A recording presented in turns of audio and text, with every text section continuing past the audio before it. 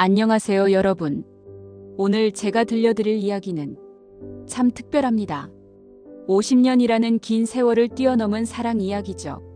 그런데 이건 단순한 사랑 이야기가 아닙니다. 비밀과 거짓말, 그리고 뒤늦게 밝혀지는 진실에 관한 이야기입니다. 2024년 3월 15일 새벽 4시, 부산의 한 요양병원에서 한 노인이 마지막 숨을 거두고 있었습니다. 68세의 김미영 할머니였죠. 산소호흡기를 끼고 누워있던 그녀가 간병인의 손을 꼭 잡으며 말했습니다.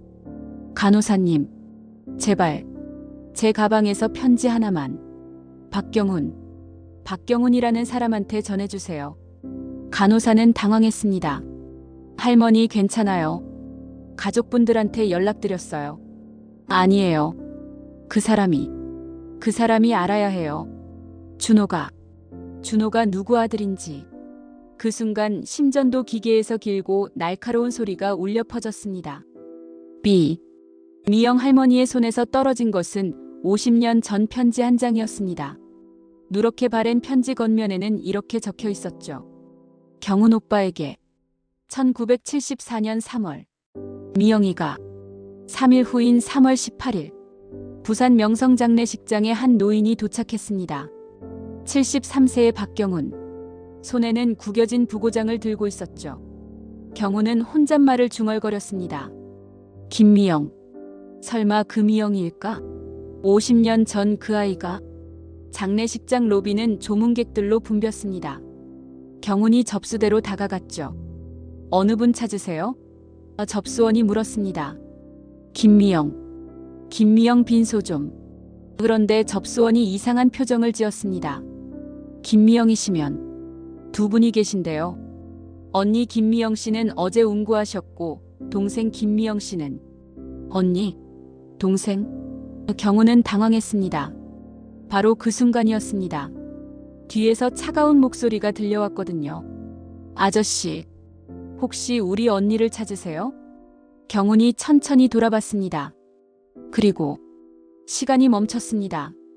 50년 전 그 얼굴이 그대로 서 있었거든요. 주름은 생겼지만 그 눈동자, 그 목소리, 모든 게 똑같았습니다. 미영이냐? 경훈의 목소리가 떨렸습니다. 미영이가 아니에요. 여자의 목소리는 차가웠습니다. 저는 정희예요. 김정희. 미영이의 동생이죠. 정희의 눈에서 저기가 느껴졌습니다. 언니 얘기 정말 많이 들었어요. 박경훈 씨, 당신 때문에 언니가 얼마나 고생했는지 아세요? 경훈은 말문이 막혔습니다. 저는 정말 50년 동안 한 번도 연락 안 하시면서 이제 와서 뭘 하러 오셨어요? 정희의 목소리에는 50년간 쌓인 원망이 담겨 있었습니다. 바로 그때 장례식장 안쪽에서 남자 목소리가 들렸습니다. 이모, 누구세요? 50대 초반으로 보이는 잘생긴 남자가 다가왔습니다. 경훈은 깜짝 놀랐죠. 그 남자의 얼굴이 젊은 시절 자신과 너무나 닮아 있었거든요. 준호야. 정희가 말했습니다. 이분이 내가 그렇게 궁금해하던. 준호가 경훈을 똑바로 바라봤습니다. 혹시 어머니께서 평생 그리워하신 그분이세요? 어머니? 경훈의 목소리가 더욱 떨렸습니다. 네. 김미영이 제 어머니입니다. 그리고 준호가 잠깐 망설이더니 말했습니다. 어머니가 돌아가시기 전에 말씀하셨어요. 당신이 제 친아버지라고. 장례식장이 갑자기 조용해졌습니다. 주변 조문객들의 시선이 모두 이들에게 집중되었죠. 이 이야기를 제대로 이해하려면 우리는 50년 전으로 돌아가야 합니다. 1973년 봄, 부산 해운대 고등학교로 말이죠. 가난한 집 아들 박경훈 20세. 아버지는 일찍 돌아가시고 어머니 혼자서 라면 가게를 운영하며 그를 키웠습니다. 경훈은 문학을 사랑하는 소년이었어요. 언젠가 시인이 되고 싶어 했죠. 그리고 김미영 18세. 부산 최대 건설회사 회장의 외동딸이었습니다. 아름답고 똑똑했지만 아버지의 엄격한 통제 아래 살고 있었죠. 두 사람이 처음 만난 건 정말 우연이었습니다. 어느 봄날 창가 자리에 앉아있던 미영이 책을 읽고 있었어요. 그런데 갑자기 바람이 불면서 한 장의 종이가 날아왔죠. 미영이가 그걸 잡으려다가 뒷자리에 앉은 경훈이와 손이 닿았습니다. 미안해요. 미영이가 말했죠. 괜찮아요. 그런데 이것이에요? 경훈이 물었습니다. 그 종이에는 경훈이 쓴 시가 적혀 있었거든요. 바다가 되고 싶은 소년이라는 제목이었어요. 직접 쓴 거예요? 미영이의 눈이 반짝였습니다. 부끄러운데 제대로 된 시도 아니고. 아니에요. 정말 아름다워요. 미영이가 진심으로 말했죠. 그날부터 두 사람의 비밀스러운 교감이 시작됐습니다. 미영이는 매일 도시락을 싸와서 경훈과 나눠 먹었고 경훈은 미영이를 위해 시를 써줬어요. 경훈 오빠, 오늘도 시 정말 좋았어요. 특히 파도처럼 밀려오는 그리움이라는 구절. 제 마음 같았어요.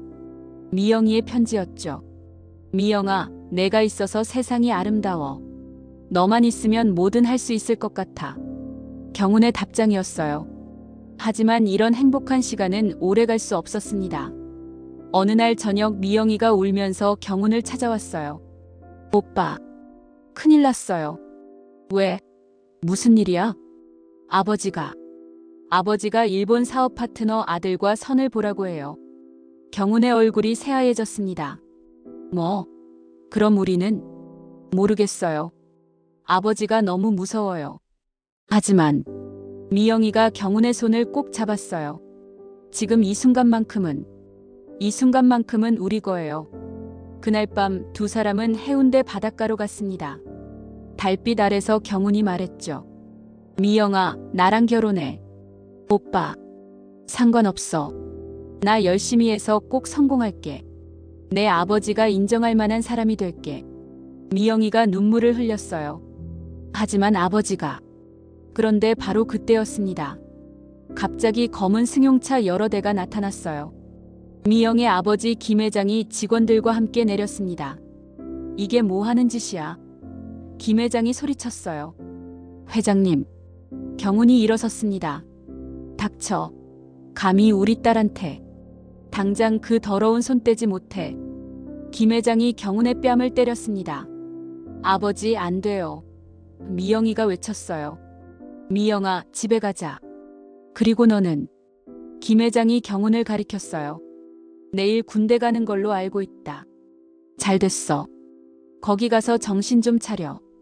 1973년 12월 경훈이 군대에 가기 전날 밤이었습니다. 경훈의 작은 자취방 문을 누군가 두드렸어요. 문을 열어보니 미영이 서 있었습니다. 비에 젖은 채로 눈물을 흘리면서 말이죠.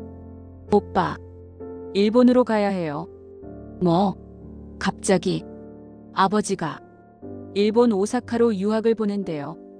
그리고 그 남자와 다나카라는 사람과 결혼하라고. 경훈이 미영을 끌어안았습니다. 안 돼. 절대 안 돼. 오빠, 저항할 수 없어요.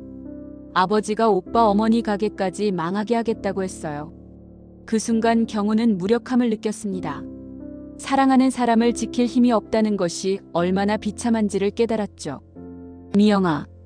경훈의 목소리가 떨렸어요. 오빠, 오늘 밤만 저를 안아줘요. 마지막으로.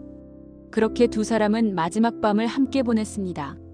서로를 사랑한다는 것, 언젠가 다시 만나겠다는 약속을 하면서 말이죠.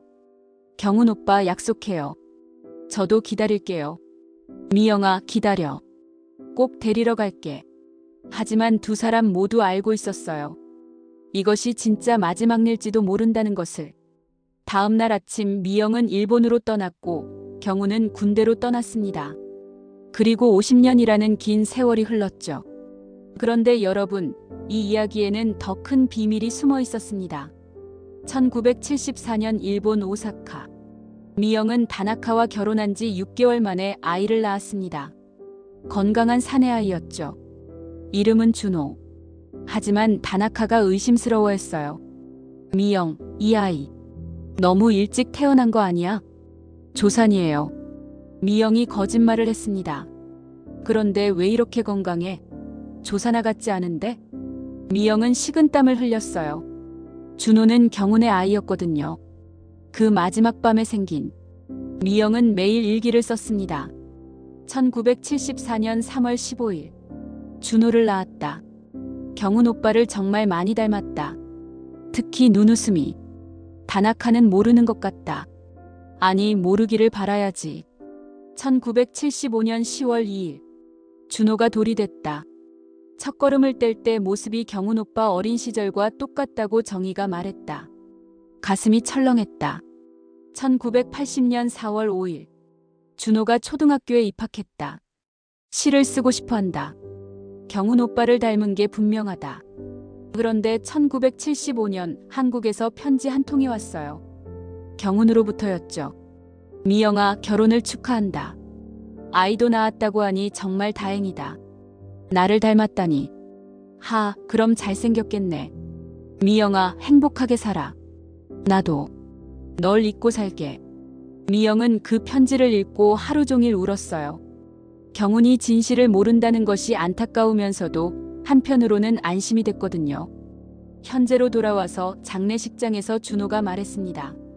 아버지, 어머니가 돌아가시기 전에 저한테 이걸 주셨어요. 준호가 작은 봉투를 꺼냈어요. 이게 뭐죠? 경훈이 물었습니다. 어머니가 50년 동안 간직하고 있던 당신의 머리카락이에요. DNA 검사를 해보라고 하셨어요. 정희가 놀란 표정으로 말했습니다. 언니가 그걸 50년 동안? 그뿐만 아니에요. 준호가 또 다른 봉투를 꺼냈어요. 어머니 유언장도 있어요. 바로 그때 장례식장 문이 벌컥 열렸습니다. 잠깐. 70대 후반으로 보이는 일본인 남자가 들어왔어요. 미영의 남편 다나카였습니다. 준호는 내 아들이야. 법적으로 내 아들이라고. 다나카가 숨을 헐떡이며 말했습니다.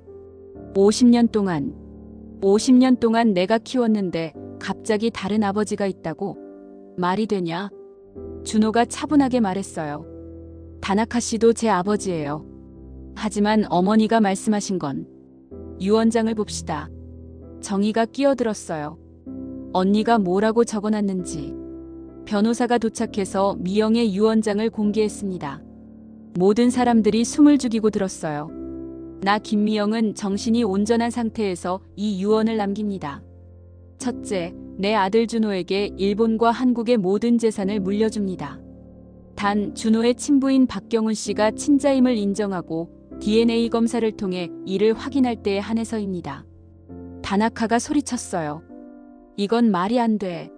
내가 50년 동안 벌어서 모은 재산인데. 준호가 떨리는 목소리로 말했습니다. 저는 상속 같은 건 중요하지 않아요. 다만 진실이 알고 싶을 뿐이에요.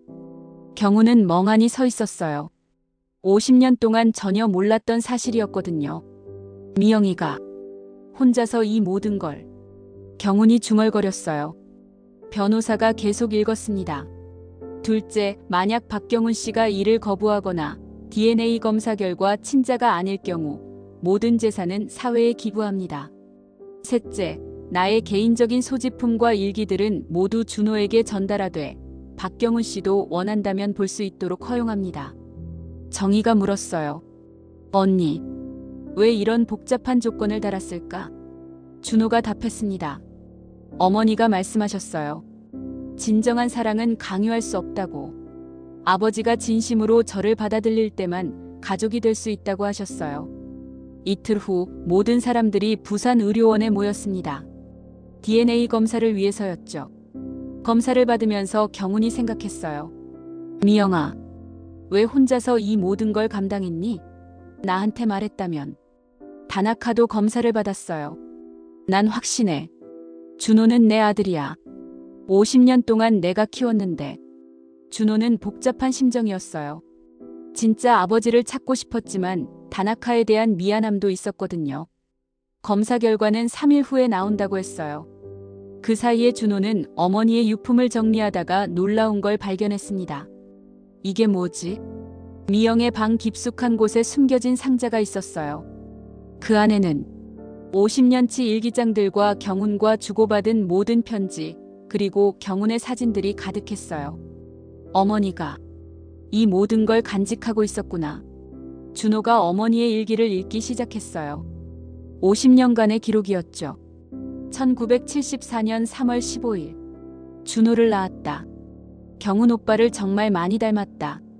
다나카한테는 조산이라고 말했다. 거짓말이 가슴 아프지만 어쩔 수 없다. 1978년 6월 22일. 준호가 아빠라고 부르는데 가슴이 아프다. 진짜 아버지는 한국에 있는데. 1985년 9월 10일. 준호가 시를 쓰기 시작했다. 경훈 오빠와 똑같은 재능이다.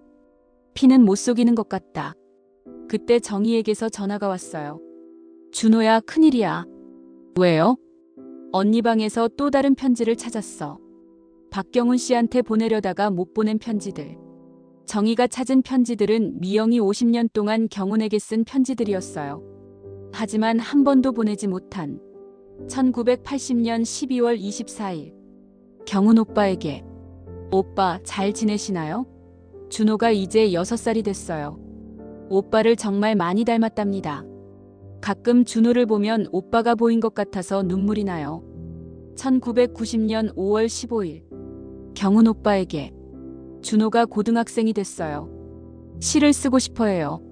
오빠처럼요. 재능도 비슷한 것 같아서 신기해요. 오빠를 만나게 해주고 싶지만 아직은 용기가 없어요. 2010년 8월 30일. 경훈 오빠에게. 준호가 결혼했어요. 손자도 생겼고요.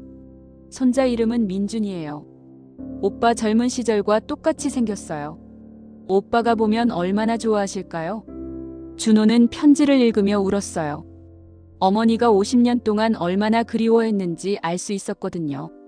마지막 편지는 2024년 2월 미영이 죽기 한 달 전에 쓴 거였어요. 2024년 2월 14일. 경훈 오빠에게. 오빠, 저 이제 많이 아파요. 시한부 판정을 받았어요. 죽기 전에 오빠를 한 번만 보고 싶어요. 그리고 준호를 소개해드리고 싶어요. 우리 아들이에요. 오빠와 제 사랑의 결실이에요. 50년 동안 비밀로 해서 미안해요. 하지만 오빠의 인생을 망치고 싶지 않았어요. 오빠는 자유로워야 했어요. 이 편지도 보내지 못할 거예요. 하지만 언젠가는 진실이 밝혀지겠죠. 그때까지 기다릴게요. 효과음 DNA 검사 결과 발표 음악. 드디어 3일이 지났어요. DNA 검사 결과가 나왔습니다. 부산의료원 유전자 검사실. 모든 관련자들이 모였어요. 경훈, 준호, 다나카, 정혜, 그리고 변호사까지. 의사가 검사 결과지를 들고 나왔습니다. 검사 결과를 발표하겠습니다. 모든 사람들이 숨을 죽였어요. 첫 번째, 박경훈 씨와 준호 씨의 친자관계 확인 결과. 의사가 잠깐 멈췄어요. 그 침묵이 영원같이 느껴졌죠. 99.9% 친부자 관계가 확실합니다. 효과음 충격받은 소리들. 다나카의 한숨. 다나카가 주저앉았어요. 그럼 나는 뭐야? 50년 동안. 준호가 다나카에게 다가갔습니다. 다나카 씨, 당신도 제 아버지예요. 저를 키워주신 은혜는 절대 잊지 않을게요. 두 번째, 다나카 씨와 준호 씨의 친자관계 확인 결과. 의사가 계속 말했어요. 친자관계가 아님이 확인됩니다. 다나카가 허탈하게 웃었어요. 미영이 50년 동안 나한테 거짓말을 했구나. 경훈은 아직도 믿어지지 않았어요. 정말 내 아들이라고? 준호가 경훈에게 다가와서 말했어요. 아버지. 그 한마디에 경훈의 눈에서 50년간 참았던 눈물이 쏟아졌어요. 아들아. 미안하다. 정말 미안하다. 괜찮아요, 아버지. 어머니가 비밀로 하라고 하셨으니까요. 부자가 50년 만에 처음으로 포옹했습니다. 다나카가 말했어요. 미영이. 왜 말하지 않았을까? 왜? 정희가 답했습니다. 언니는 모든 사람이 행복하기를 원했어요. 준호도 박경훈 씨도 다나카 씨도. 하지만 본인만 불행했잖아. 다나카가 쓰게 웃었어요. 준호가 말했습니다. 아니에요. 어머니는 행복했어요. 저를 키우면서 정말 행복했다고 하셨어요. DNA 검사 결과가 나온 후 경훈과 준호는 해운대 바닷가로 갔어요. 50년 전 경훈과 미영이 마지막으로 만난 그 장소였죠. 아버지, 여기가 어머니와 마지막으로 만난 곳이에요? 응. 여기서 내 어머니와 마지막 인사를 했어. 경훈이 바다를 바라보며 말했어요. 준호야. 아버지가 정말 바보였어. 그때 좀 더 용기가 있었다면. 아버지가 뭘 잘못했어요? 내 어머니 편지에서. 사실 눈치챘어야 했는데. 미영이가 마지막 편지에서 나를 닮은 아들을 낳았다고 했거든. 그때 이상하다고 생각했어야 했는데. 왜 이상한 거예요? 결혼한 지 6개월 만에 아이를 낳았다고 했거든. 그런데 나를 닮았다고? 보통은 남편을 닮는다고 하잖아. 준호가 고개를 끄덕였어요. 하지만 그때는 젊었고 무섭기도 했고 혹시라는 생각을 하면서도 확신할 용기가 없었어. 경훈이 계속 말했어요. 만약 그때 용기를 냈다면, 내 어머니를 데려왔다면. 아버지, 그래도 늦지 않았어요. 늦지 않았다고? 어머니가 가장 원했던 건 아버지와 제가 만나는 거였어요. 이제 만났잖아요. 경훈이 준호의 손을 꼭 잡았어요. 고마워, 아들아. 정말 고마워. 그때 준호가 가방에서 뭔가를 꺼냈어요. 아버지, 이것 좀 보세요. 50년 전 경훈과 미영의 사진이었어요. 미영이 간직하고 있던 어머니가 이 사진을 50년 동안. 네. 그리고 아버지가 써준 시들도 다 보관하고 있었어요. 준호가 낡은 공책을 꺼냈어요. 이게 내가 써준 시들? 네. 어머니가 가장 아끼던 보물이었어요. 효과 없이 낭독하는 목소리. 경훈이 50년 전 자신의 시를 읽었어요. 바다가 되고 싶은 소년. 너를 향해 파도치고 싶은 마음. 끝없이 너를 부르고 싶은 마음. 언젠가 너를 품에 안고 싶은 마음. 아버지, 정말 로맨틱하셨네요. 경훈이 부끄러워했어요. 어린 시절 썼던 거라. 어머니가 이 시를 정말 좋아하셨어요. 저한테도 여러 번 읽어주셨거든요. 며칠 후 변호사 사무실에서 상속 관련 절차를 진행했어요. 미영 씨의 재산은 한국에 약 30억 원, 일본에 약 50억 원 상당입니다. 다나카가 놀랐어요. 이렇게 많았어? 미영 씨가 부동산 투자를 잘하셨나 봐요. 특히 한국 재산은 부산 해운대 일대 땅들이에요. 준호가 말했습니다. 저는 상속을 받지 않겠습니다. 모든 사람이 놀랐어요. 뭐? 어머니가 진짜 원했던 건 돈이 아니라 가족이 함께 있는 거였어요. 경훈이 말했어요. 하지만 내 어머니가 내게 주고 싶어 했던 거야. 그럼 이렇게 해요. 준호가 제안했어요. 한국 재산은 아버지가 관리하시고 일본 재산은 다나카 씨가 관리하세요. 저는 필요할 때만 도움을 받을게요. 다나카가 반대했어요. 안 돼. 법적으로 내 거야. 다나카 씨도 50년 동안 저를 키워주셨잖아요. 그 은혜를 어떻게 잊어요? 준호가 계속 말했어요. 저한테는 두 아버지가 계세요.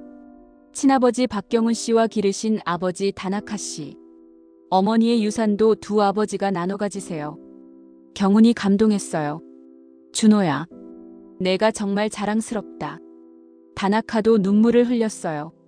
미영이, 좋은 아들로 키웠구나.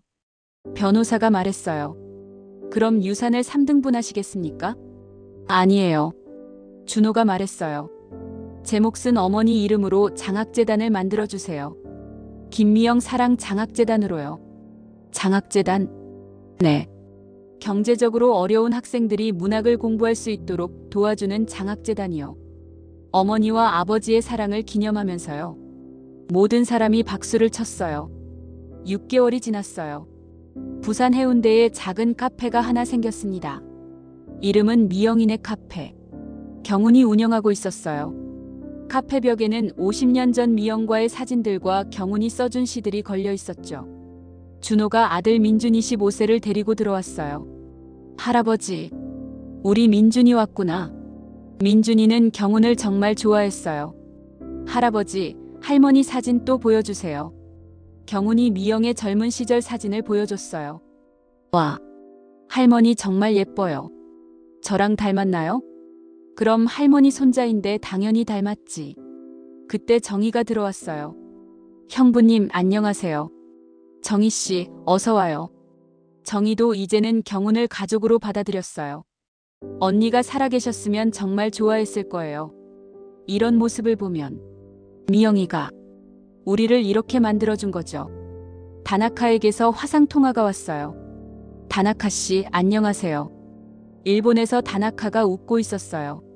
준호, 잘 지내? 네, 아버지도요. 다나카는 이제 자연스럽게 준호를 아들이라고 불렀어요. 혈연은 없지만 50년의 정이 있었거든요. 다음 주에 한국에 갈게. 미영이 제사를 함께 지내자. 좋아요. 박경훈 아버지도 함께 하실 거예요. 준호가 생각했어요. 이상한 가족이지만 진짜 가족 같았어요. 친아버지, 기르신 아버지, 이모, 아들. 모두 미영 때문에 연결된 사람들이었죠. 민준이가 말했어요. 아빠, 우리 가족 정말 특이하네요. 왜? 할아버지가 2명이잖아요. 친구들이 부러워해요. 준호가 웃었어요. 그렇구나. 그런데 아빠, 할머니는 왜 비밀로 했을까요? 준호가 민준이를 안으며 말했어요. 할머니는 모든 사람이 행복하기를 바랐거든. 자신이 조금 힘들어도 다른 사람들이 상처받지 않기를 원했어. 대단하네요. 그래서 우리도 할머니처럼 살아야 해. 다른 사람을 생각하면서 살아야 한다는 거야. 1년 후 봄이 왔어요. 부산시립공원에 미영의 기념비가 세워졌습니다. 김미영 사랑 장학재단에서 만든 거였어요. 기념비에는 이렇게 적혀 있었어요. 사랑은 시간을 초월한다. 비록 숨겨져도 비록 늦어도 진정한 사랑은 언젠가 빛을 본다. 경훈이 혼자 기념비 앞에 왔어요. 손에는 하얀 장미꽃을 들고 있었죠. 미영아, 늦었지만 왔어. 경훈이 꽃을 놓으며 말했어요. 우리 아들 정말 잘 키웠더라. 너 닮아서 착하고 현명해. 바람이 불어서 벚꽃잎들이 흩날렸어요. 미영아, 고마워. 50년 동안 혼자서 모든 걸 감당해줘서. 뒤에서 준호와 민준이가 다가왔어요. 아버지, 여기 계셨네요. 준호야. 할아버지, 할머니한테 인사드리러 왔어요. 민준이가 말했어요. 세 사람이 기념비 앞에 서서 조용히 기도했어요. 그리고 일상으로 돌아갔죠. 경훈은 카페를 운영하고 준호는 회사에 다니고 민준이는 학교에 가고. 하지만 이제는 혼자가 아니었어요. 진짜 가족이 생겼거든요. 그날 밤 경훈은 미영이 남긴 마지막 일기를 읽었어요. 2024년 3월 10일. 내가 죽으면 경훈 오빠와 준호가 만날 거야. 그게 내가 바라던 전부야. 50년 동안 비밀로 해서 미안하지만 이제는 행복하기를 바라. 다음 생에서는 떳떳하게 사랑하자. 경훈이 일기를 덮으며 중얼거렸어요. 미영아, 다음 생에서는 꼭 떳떳하게 사랑하자. 비밀 같은 건 없이. 그렇게 50년간의 비밀이 담긴 사랑 이야기가 끝났습니다. 하지만 진짜 끝은 아니에요. 이제 새로운 사랑의 시작이거든요. 가족의 사랑, 희생의 사랑, 용서의 사랑. 미영이 남긴 가장 큰 유산은 돈이 아니었어요. 바로 사랑하는 법이었죠. 여러분 어떠셨나요? 이 이야기를 들으면서 혹시 여러분도 생각났나요? 놓친 사랑, 하지 못한 고백, 전하지 못한 마음. 미영이처럼 50년을 기다릴 필요는 없어요. 사랑하는 사람이 있다면, 소중한 사람이 있다면 오늘 당장 말하세요. 사랑한다고, 고맙다고, 미안하다고. 왜냐하면 시간은 우리가 생각하는 것보다 빨리 흘러가거든요. 50년 후에 후회하지 마세요. 오늘, 지금 당장 사랑하세요. 그것이 미영이가 우리에게 남긴 마지막 메시지일 거예요. 지금까지 50년 전 첫사랑, 장례식장에서 다시 만나다였습니다. 여러분의 사랑 이야기도 아름답게 이어지기를 바라며 안녕히 계세요.